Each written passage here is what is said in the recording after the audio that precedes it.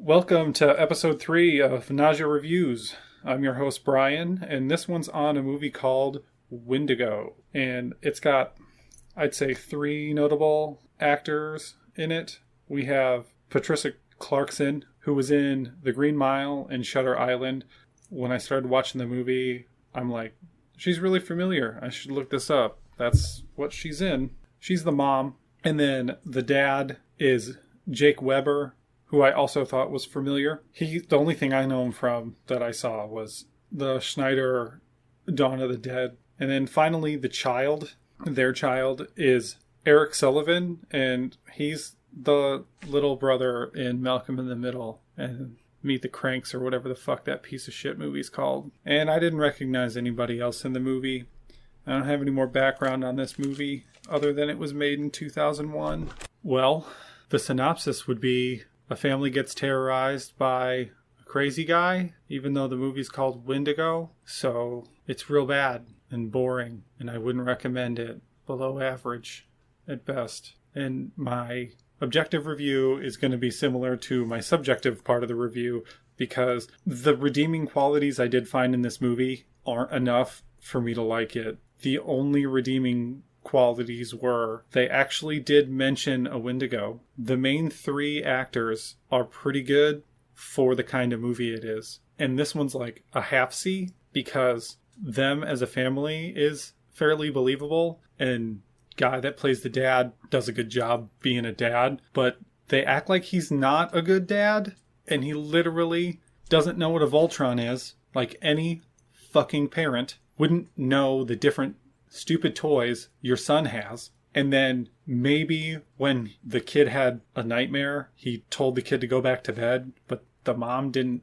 invite the kid into bed either, so why is he worse than she is? I don't know. This movie has nothing to do with a fucking Wendigo, and the reason I watched it was because it was called fucking Wendigo. So if you don't know what a Wendigo is, it's a Native American folk tale. When someone resorts to cannibalism, an evil spirit possesses their body that is always ravenously hungry and craves human flesh. There are more depictions of a Wendigo. That's the one that I like to go with because I think it's the scariest. Also, typically, or at least in my opinion, the best look for the Wendigo is half beast, half man, kinda. It's got a stag skull for a head, and then he's just a big monstrous digitigrated legs, but human arms, but huge.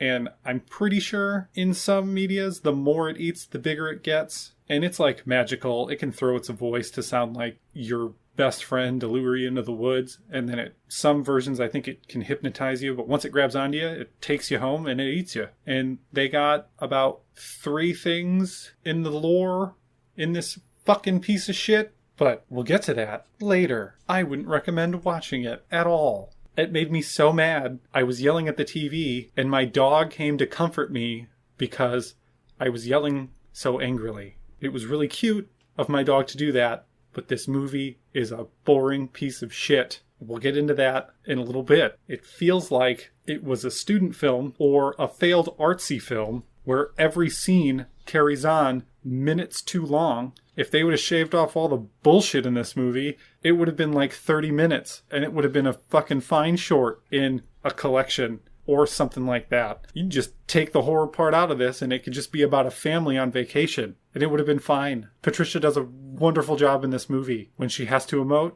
she does a good job. She's the best part of the movie, because the rest of this movie is a giant pile of shit. All right, enough bitching. Let's go to the overview, which I'm going to do a little different this time. I'm going to watch the movie and comment on it as it goes, because I don't want to write notes on this and have to think about it ever again once I watch it the second time. So I'm going to cut out all the dead air, but this is going to be like a play-by-play on this one, because I don't want to deal with this bullshit anymore. It made me think of my 2 least favorite movies I've ever seen while I was watching this. I stopped paying attention to the movie and started comparing it to the 2 movies I hate the most that I've ever seen. That's pretty bad, because the 2 movies I hate the most are horrible. And that's Jackhammer Massacre and Avalanche Sharks. For different reasons, but those are my least favorite movies I've ever seen. This one's the 3rd, just because it was so damn boring. And they thought that they had symbolism But the overarching story of the movie and the Windigo legend don't mix. There's no symbolism to be drawn between the two. It's about a redneck guy being pissed off because he grew up in a house and they're staying in the house and they accidentally hit a deer he was trying to kill. And then this psycho becomes a stalker with the word Windigo sprinkled in. So, that being said, let's get to the overview. It opens up with shots of a Wolfman toy on a black background with the credits, and then it's going to switch to Voltron. And it's just these toys hanging out in black screen. Nobody's holding them. And this goes on for quite some time. Now the kid is smashing the toys together in a car because they're on a road trip. Super exciting. Oh, and this movie, I thought it was a made-for-TV movie, and then I went through a bunch of iterations before I came up with a bloated piece of shit. Family's in the car. Happy family. Nobody would think there would be problems with this family. The only other thing is, Windigo, while they're driving down the road. The only thing that is kind of okay with like the cinematography, I would say, was the shots they got for the landscapes are pretty if you like snow, because for some reason Windigo stories deal with snow a lot. Not all of them are good. The ones right now on the screen are shit. But later when they need to have way more padding, they show pretty ones, forest and stuff like that. But they're driving this car forever. Oh, and they hit a deer. A super fake deer. Now the car's stuck. But this giant deer did hardly any damage to this car. There's some blood and hair on it later, but no broken windshield. It's a big fucking deer. Now the kid sees the deer half dead, and we get 100,000 shots of deer in the wild, because deer is symbolism in this stupid piece of shit, because the Windigo has a stag skull sometimes. That is the only thing I can come up with. They act like the kid's super freaked out later about this stupid dead deer situation. He's fine. The bad editing probably scared him. Hunters just came up. Otis is the main one. He's super fucking pissy the whole time because they hit his deer he's been tracking. And then they call the tow truck, and right before the tow truck comes, I've been fast forwarding because I already know what happened because I watched this last night. Just know that Otis is an asshole this whole time because they hit his deer and they're outsiders. But the dad calls a tow truck, and literally right when the tow truck gets there, they decide to pull him out because they're just fucking with him being assholes. And they're like way more unreasonable than I would think. Kid just saw the deer get mercy killed. More deers running. Ooh, scary. Mom's yelling at him to not be that way in front of the kid. Good mom. Dad gets to go back in the car. And these guys are being intimidating. They all have high-powered rifles just hanging out. And these are probably city folk, as you would call it.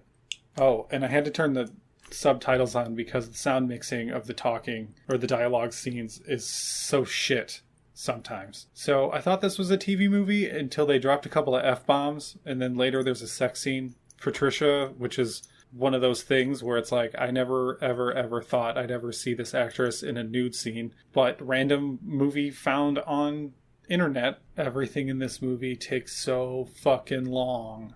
The guy could have pushed them the fuck out, and they wouldn't have to wait, and we wouldn't have to see all of this shit. They were barely stuck in the snow. All he would have had to do was dig a little bit out with his hands, pushed while his wife hit the gas. Instead, we get this long, drawn-out bullshit. Yep, that's a dead deer, alright. It's like they wanted to use red as, like, symbolism, but it comes up, like, once more in the movie, so it means fucking nothing. They're trying to pull him out now, and the dad is saying, no, don't pull us out. But Otis just keeps going. The tow truck guy charges him $40 to go out there, and then Otis is going to charge him $20. And the dad's like, fuck you, you're just fucking with me. This kicks off Otis being a creepy fucking stalker dude for literally no reason at all. So you grew up in the house that they're staying in. It's not like they own the fucking house. Somebody else owns it. And it's just a fucking deer that you missed when you first tried to shoot it. Kim paid him the $20 to get him to shut the fuck up. Kim's the mom, by the way. Now they're driving to the place they're going, which wouldn't be so bad if the last scene didn't take fucking forever.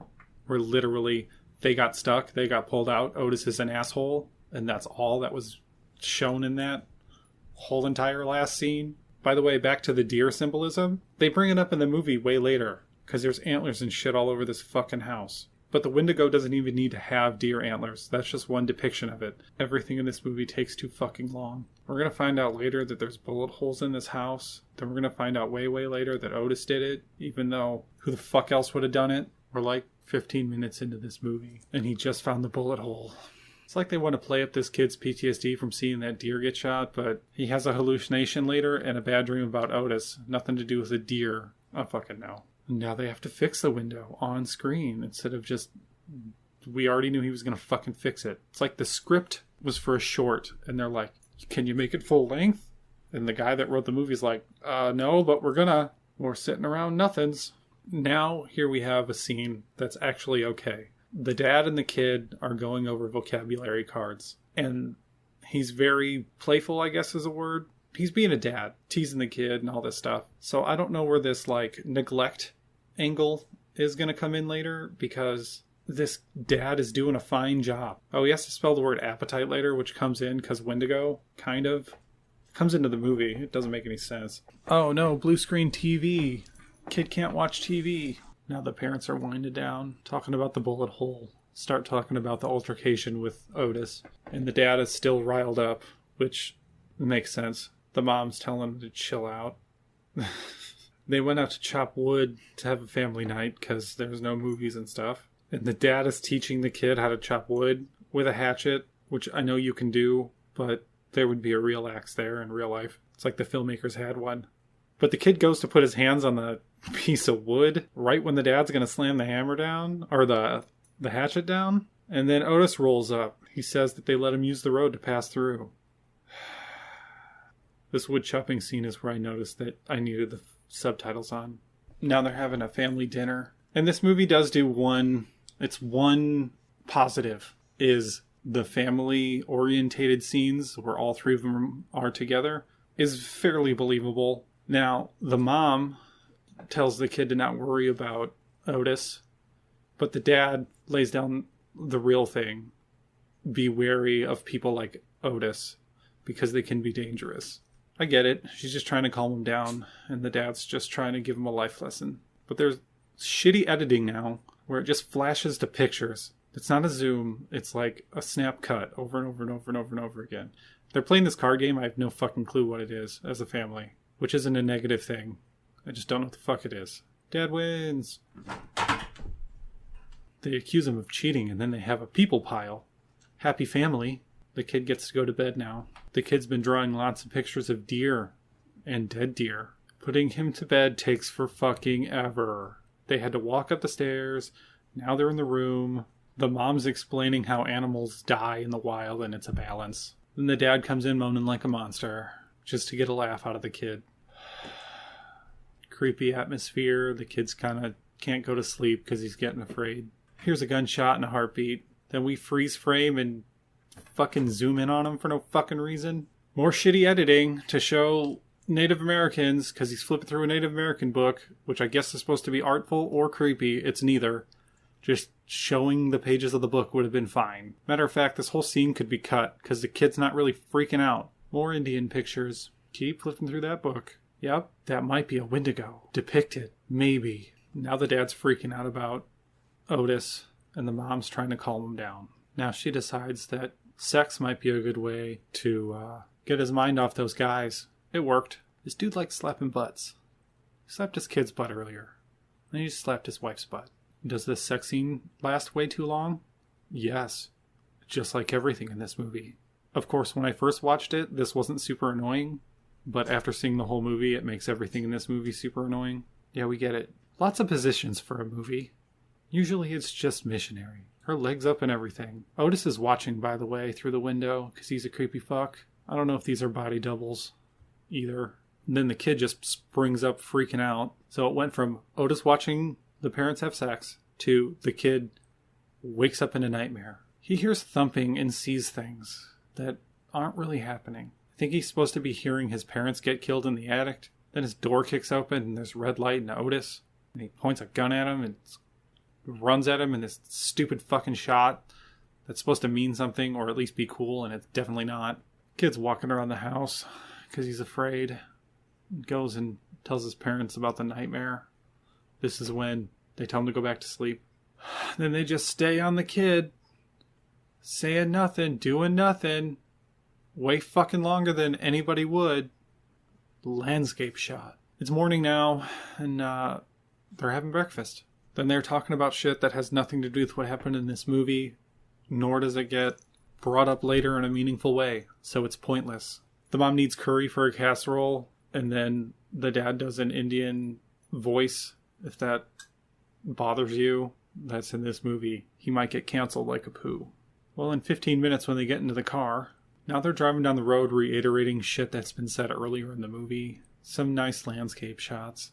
If the film quality was good, they would be nice landscape shots.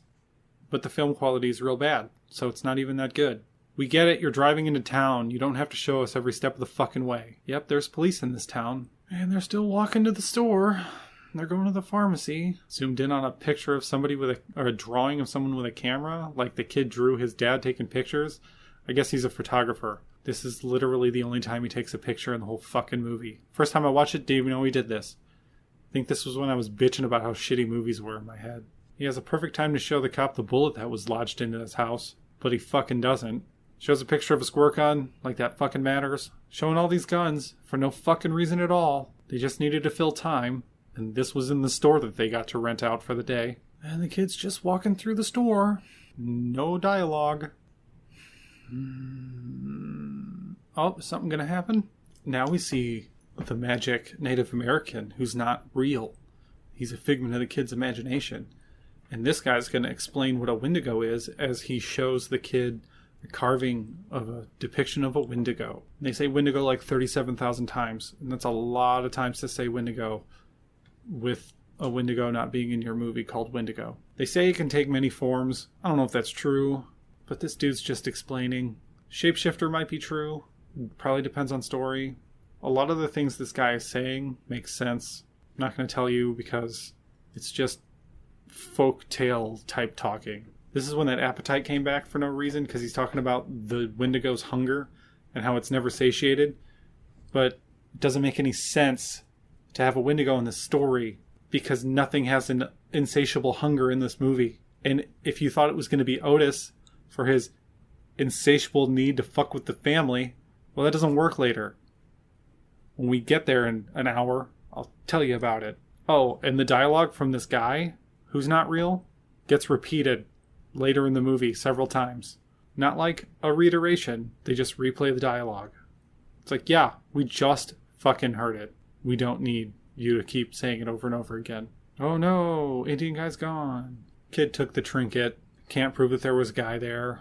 They go to the counter and the girl's like, I'm the only one that's ever been in this store ever. And I'll be the only one that's ever in this store ever. And then they haggle it down to $4 from $5. Seems kind of pointless to haggle at that point. This incident causes the whole pointless, you're not being a good father bullshit later. Oh no, he saw the spiritual Native American guy. As if that means anything. It definitely doesn't. He doesn't come up anymore, except for his voice later. Literally in a couple of seconds here, I'm pretty sure they reuse it. Don't lie to your kids. If you don't believe them, don't tell them that you do. Bunch of shots of Native American statues and totem poles that are just here to pad the runtime. Yep, this is where they reiterate all of the stuff that just got said. It's supposed to be a cool shot. Camera movements. It's not. Now it's too blurry to see. Oh, if you have epilepsy, don't watch this movie. It might trigger you because of all those stupid flashy bullshit cuts. More pointless shots of nothing. More reiterating what we just heard. Oh, we get to see Otis sharpening a knife because he gutted that deer that he didn't get to kill right. We get it. They hit a deer. You don't have to show us. This is where the dad didn't know that Voltron wasn't a Transformer, even though Voltron transforms. Seems like a logical thing to not remember as a grown-up when it's a kid's show anyways, and now he's getting yelled at for not paying attention to his kid, when he's literally never shown the only thing he showed right there was he didn't know that Voltron was Transformers. That is it. Now they're in a fight for no fucking reason at all.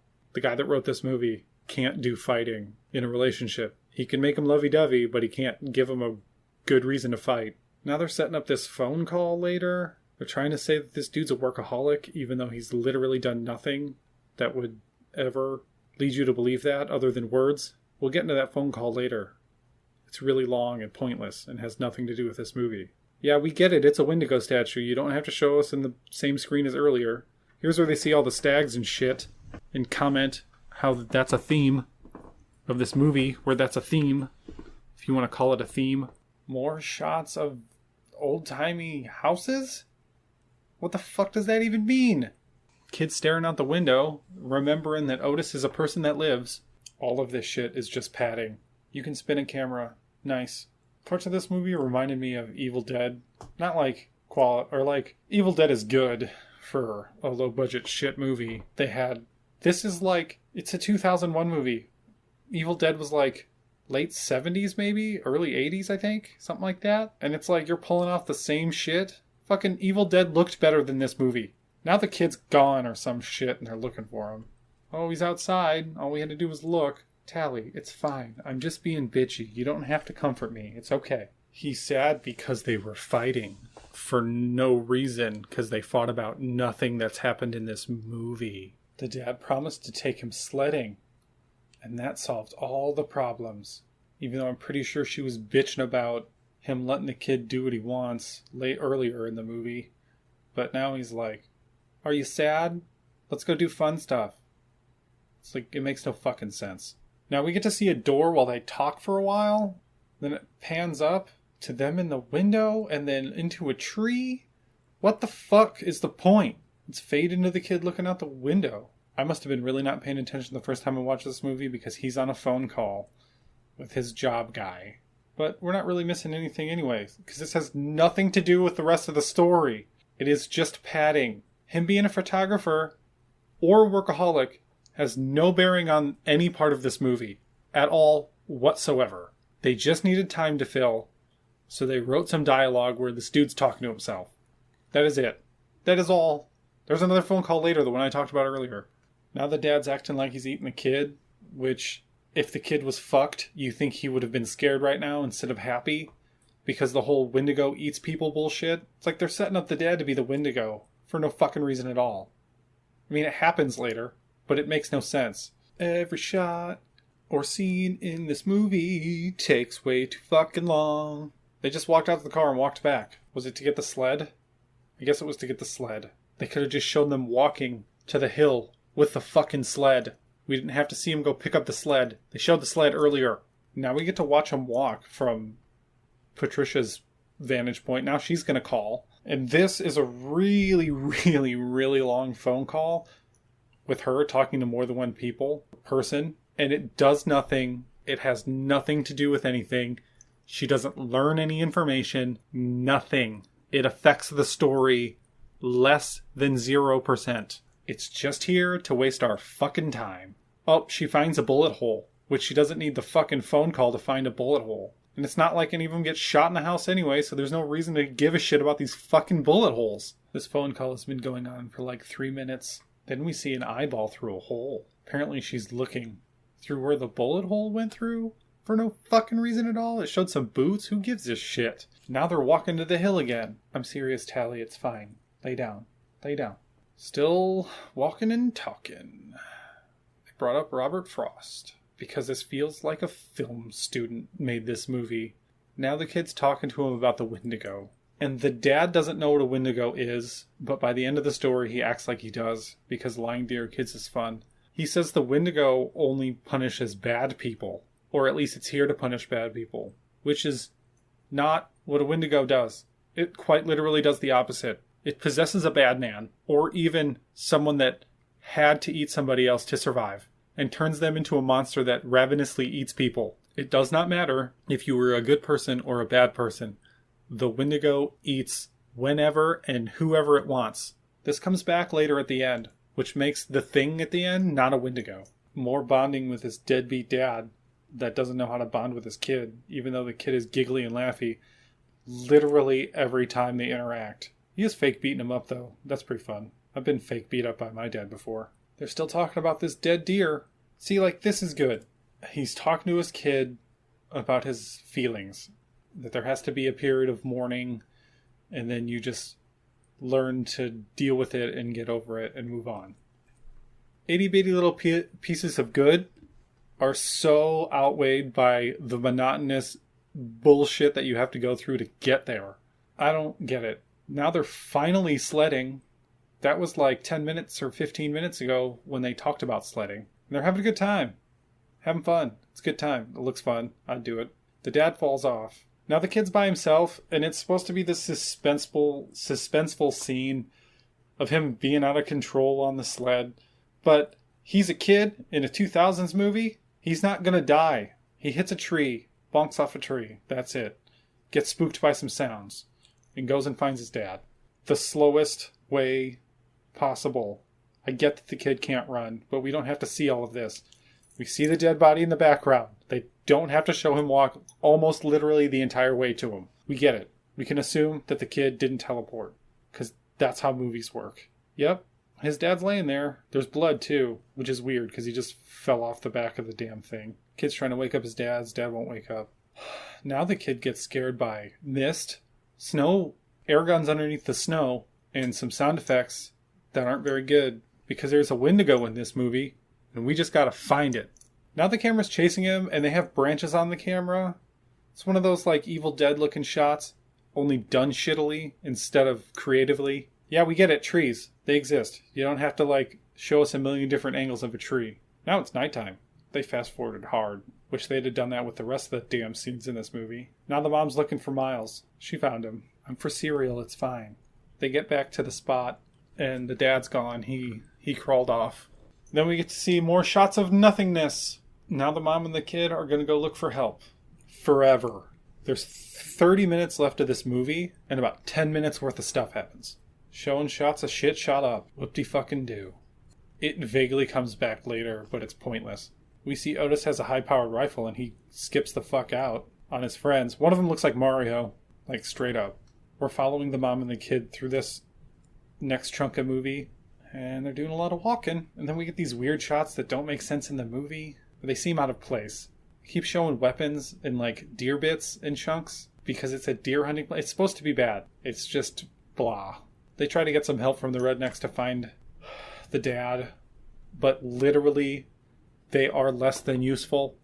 They're just antagonistic. You can tell that she's freaking the fuck out because like I said, she's actually a good actress, unlike everybody else. You can tell that she's distraught and there's been an accident. But apparently they're covering for Otis because they just meet her with animosity for no fucking reason at all. She pieces the fuck out.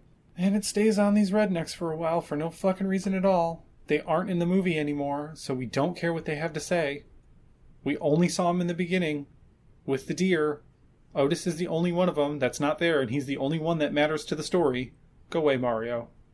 Okay, now we're back on the kid and the mom. Walking through the middle of nowhere in the dark.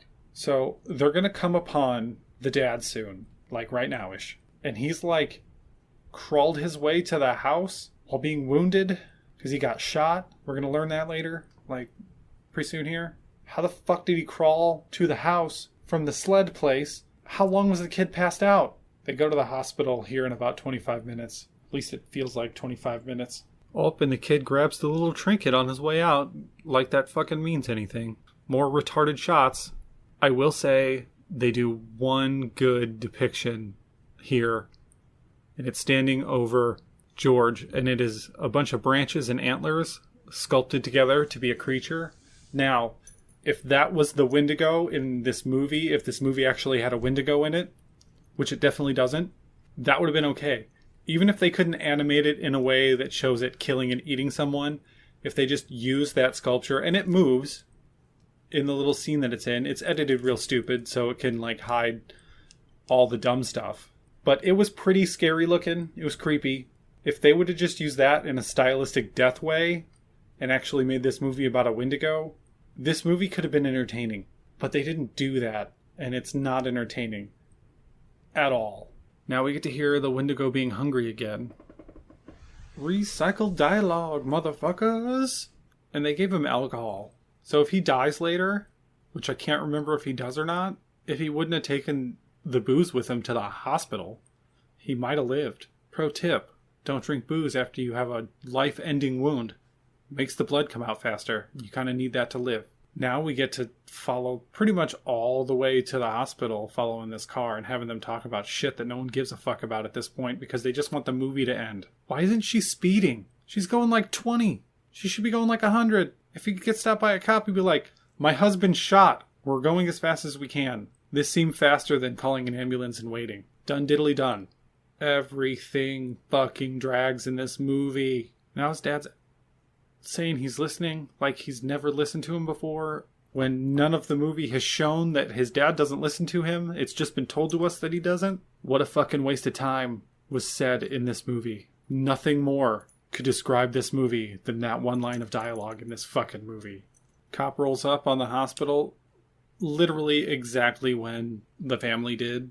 There's one cop in this movie. Now we get that supposed to be heartwarming shit while he's dying on the bed, but they're rushing him to surgery. Would be sad if it was in a different movie, but it's not in a different movie. And I just want to hit the fast forward button. Now, Patricia puts in work here. She is super sad and cryy, and I believe that she is actually crying for this man. Now she's talking to the cops. She's going to name drop Otis, and then in like 3 hours he's going to go to Otis's house. This is where we learn that they're staying in Otis's old house. Now we see the kid walking down the hallways. He's going to look at his dad in the hospital bed, because they just let him open the fucking door, which makes no sense at all, since he's being prepped for fucking surgery. Now we get real stupid shit happening. Lights are flashing, doctors are working on him. Well, acting like they're working on him. Yeah, we get it. He starts convulsing, but it's all like an illusion. Real bad editing, he's freaking out, and then he turns into like a filleted version of the deer from Evil Dead 2. More shitty editing.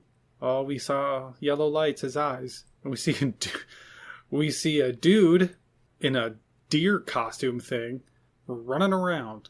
Now we're following the cop to Otis's house so he can question him. And Otis can be the most suspicious sounding dude in the entire world. And long story short, because it's a real long fucking talk about nothing, Otis hammers the cop in the head.